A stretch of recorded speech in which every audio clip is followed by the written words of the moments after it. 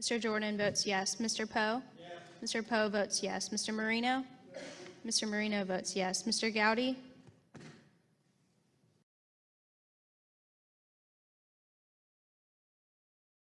Mr. Deutsch votes no. Has every member who wishes to vote voted? Clerk will report. Mr. Chairman, 16 members voted aye, 13 members voted no. And the amendment to the amendment in the nature of substitute is adopted. And the gentleman is recognized for 5 minutes on his amendment. Mr. Chairman, my legislation in the form of this amendment calls for a special counsel to investigate the real crimes, harmful lies, and the undermining of American security by the prior administration. Just because Hillary Clinton lost the last election doesn't mean we should forget or forgive conduct that is likely criminal. The 2016 election was a rule of law election. Voters want real criminals who have harmed our nation locked up.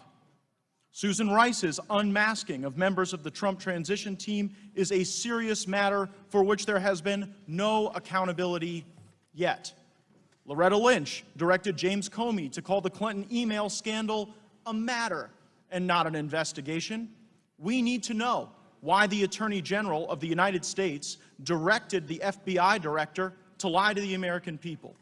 While on the subject of the improper conduct of Loretta Lynch, what in the world was she doing on a private jet at the Phoenix airport talking to Bill Clinton while she was supposed to be investigating his wife?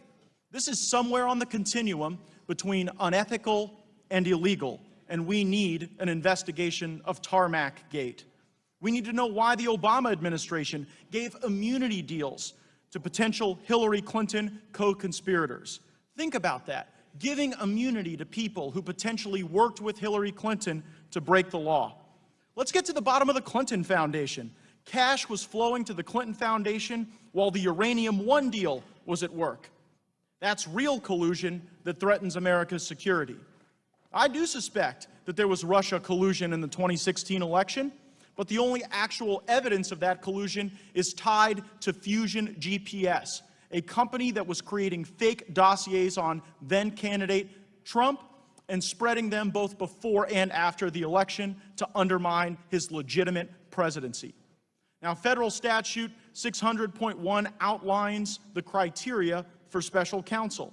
It says that there must be a conflict of interest or extraordinary circumstances, and that a special counsel must be in the public interest. The Department of Justice has an obvious conflict investigating the immediate past Attorney General and FBI Director. Currently, Department of Justice officials may have been involved in the very immunity deals or the implementation of Lynch or Comey directives that would need to be investigated. Moreover, these are extraordinary circumstances where the prior administration was prioritizing politics over the law. As for the public interest, if it's in the public interest to investigate the Trump administration, it is most certainly in the public interest to investigate the real crimes by the real criminals. That the President is requested and Attorney General of the United States is directed to transmit respectively in a manner appropriate to classified information if the President or Attorney General determines appropriate. To the House of Representatives, not later than 60 days after the date of the adoption of this resolution, copies of any document, record, audio recording, memo, correspondence, or other communication in their possessions, or any portion of any such communication that refers or relates to the firing of James B. Comey in the following respects. Then Attorney General Loretta Lynch directing James B. Comey to mislead the American people by stating that he should refer to the investigation. Mr. Chairman, I move that the amendment be considered as read. No, you're late. You object. Object. What is the objection? We want it read, so we Want it read. Yeah, great. Continue reading. By stating that he should refer to the investigation into the mishandling of classified data and use of an unauthorized email server by former Secretary of State Hillary Clinton as a matter rather than a criminal investigation.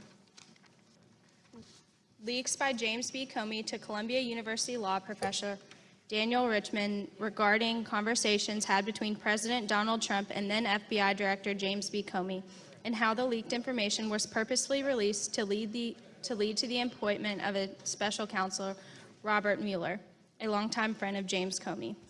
The propriety and consequence of immunity deals given to possible Hillary Clinton co-conspirators, Cheryl Mills, Heather Samuelson, John Bentel, and potentially others, Got it.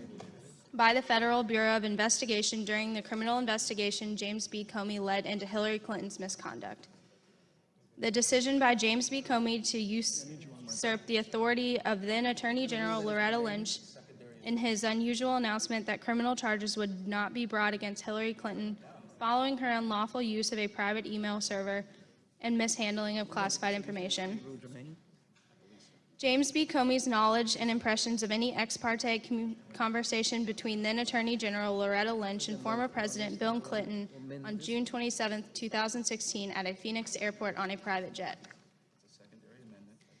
James B. Comey's knowledge of the company Fusion GPS, including its creation of a dossier of information about Mr. Donald J. Trump, that dossier's commission and dissemination in the months before and after the 2016 presidential election, and the intelligence sources of Fusion GPS or any person or company working for Fusion GPS or its affiliates, any and all potential leaks originated by James B. Comey and provided to author Michael Schmidt dating back 1993. James B. Comey's knowledge of the purchase of a majority stake in the company Uranium One by the company Rosatom. Whether the approval of the sale was connected to any donations made by the Clinton Foundation, what role then Secretary of State Hillary Clinton played in the approval of that sale, and whether the sale could have affected the national security of the United States of America. James B. Comey's refusal to investigate then Secretary of State Hillary Clinton regarding selling access to U.S. State Department through Clinton Foundation donations, Huma Abedin's dual employment at the State Department and the Clinton Foundation simultaneously, or utilization of the State Department to further paid speaking opportunities for her husband. Any collusion between former FBI Director James B. Comey and Special Counsel Robert Mueller, including the information James B. Comey admitted to leaking to the Columbia University law professor, being intentional such that a special counsel, his longtime friend Robert Mueller, would be appointed to lead the investigation against the Trump administration, and any communication between Robert Mueller and James B. Comey in advance of the Senate Intelligence Committee hearing. Whether James B. Comey had any knowledge of efforts made by any federal agency to monitor communications of then-candidate Donald Trump, to assess any knowledge by James B. Comey about the unmasking of individuals on Donald Trump's campaign team, transition team, or both, to assess the role that former National Security Advisor Susan Rice played in the unmasking of these individuals, or to reveal the purpose served by unmasking any individual or individuals serving on the staff of then-candidate Donald Trump, or the dissemination of unredacted information to various intelligence agencies, and any attempts to use surveillance of then-candidate Donald Trump for the purposes of damaging the credibility of his campaign, his presidency, or both.